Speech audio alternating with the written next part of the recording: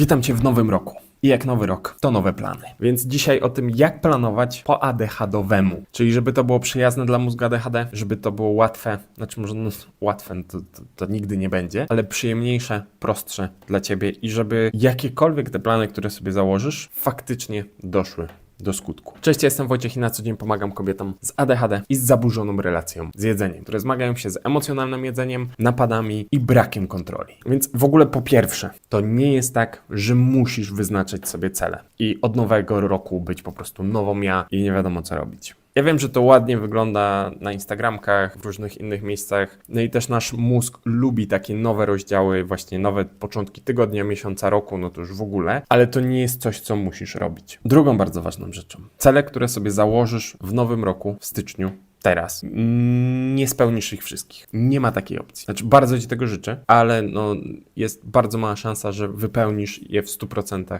I 100% z nich. Chcemy zwiększyć troszeczkę szansę, żeby jakieś te cele się udało zrobić, ale my nie jesteśmy w stanie też przewidzieć, co się będzie działo w przeciągu tego roku, jakie będziesz miała możliwości finansowe, czasowe, zasobowe, co się pojawi, co się wykrzaczy, co się zmieni, więc też musimy pamiętać o tym, że te cele muszą być w pewien sposób elastyczne. Nie możemy się ich sztywno trzymać, wiedząc na przykład, że zakładamy sobie, że będziemy trenować co tydzień i to jest naszym głównym celem, ale w lutym łamiemy nogę. Trochę dupa z tego celu, nie? Więc to też musimy brać poprawkę na pewne rzeczy, na pewne sytuacje i działać razem z tym. No dobra, to jeśli chodzi o same cele, jakie wyznaczamy? No bardzo często, po pierwsze wyznaczamy ich bardzo dużo, to jest pierwszy element, a drugim elementem te cele bardzo często wywracają całe życie do góry nogami, tak? No bo zakładamy, że od nowego roku to będziemy sobie spać dłużej, będziemy spać lepiej, będziemy jeść zdrowiej, będziemy się ruszać więcej, no i tam gdzieś oczywiście schudniemy. No fajnie, tylko to po pierwsze są bardzo ogólne cele wbrew pozorom, po drugie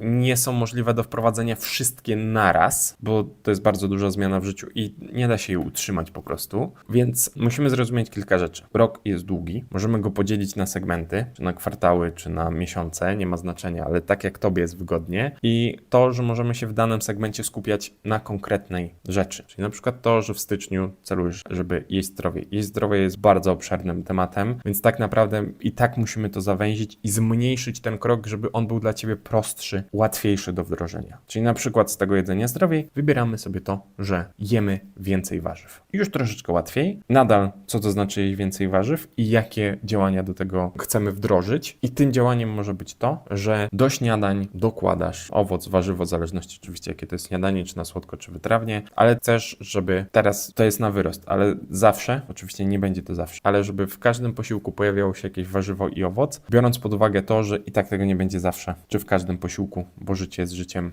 czyli celujemy w takie 80-90% tych posiłków, gdzie normalnie to jest na przykład 2 plasterki, które sobie zazwyczaj dokładasz do kanapki, a teraz chcemy, żeby zamiast to były 2 kawałki pomidora, to cały pomidor do tych kanapek, czyli poszerzamy tą ilość warzyw i owoców. Musimy nadal jakby też w kontekście tych celów i planowania tych celów pamiętać o bardzo ważnej rzeczy, czyli czemu do tej pory te rzeczy nie są wprowadzone, z jakich powodów to wynika, czyli trochę zdiagnozować sami siebie, no bo czemu do tej pory tych owoców nie jadłaś, czy to jest wina tekstury, smaku, problemu, jak je wrzucić do dań i tak dalej, no musimy rozwiązać też ten główny problem, ale musimy zmniejszyć po prostu ten cel. Jak najbardziej się da ułatwić sobie go, bo im więcej presji, im większe cele jako wielkościowe, tym większa szansa po prostu paraliżu i niewykonywania po prostu tych rzeczy, a później wyrzutu sumienia, zapętlania się, znasz to. I musimy patrzeć na pewno na skalę, czyli nie tylko dany dzień, tego, że w tym danym dniu się nie udało, dobra, to już rzucamy wszystko, czy w tym danym tygodniu, tylko to, że my chcemy być trochę lepsi. I jak założyłaś sobie cel, że co tydzień będziesz trenować, to mamy 52-53 treningi w roku, wychodzi na to, mniej więcej, jak to ma być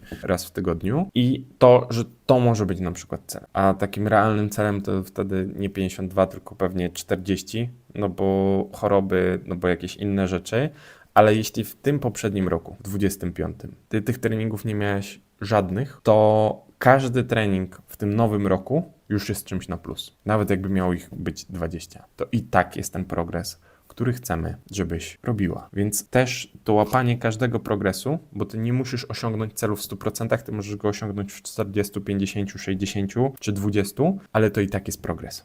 I to jest bardzo ważny progres. I każdy z tych celów, czy metoda radzenia sobie z tymi celami i wyznaczaniem tego wszystkiego musi służyć tobie.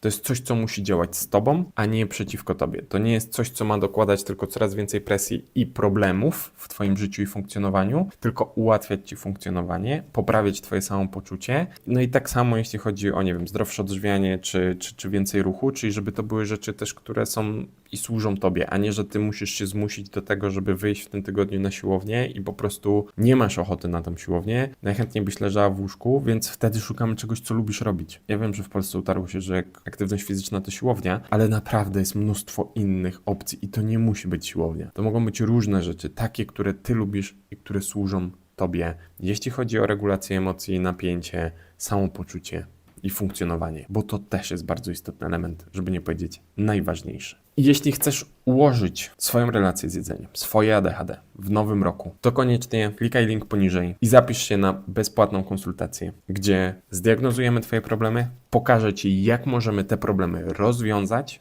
no i po prostu zaczniemy działać zgodnie z twoim mózgiem, zgodnie z ADHD, a nie przeciwko temu wszystkiemu, bo te klasyczne rozwiązania niestety nie działają i nie służą kobietom z ADHD. Więc do zobaczenia, miłego, cześć.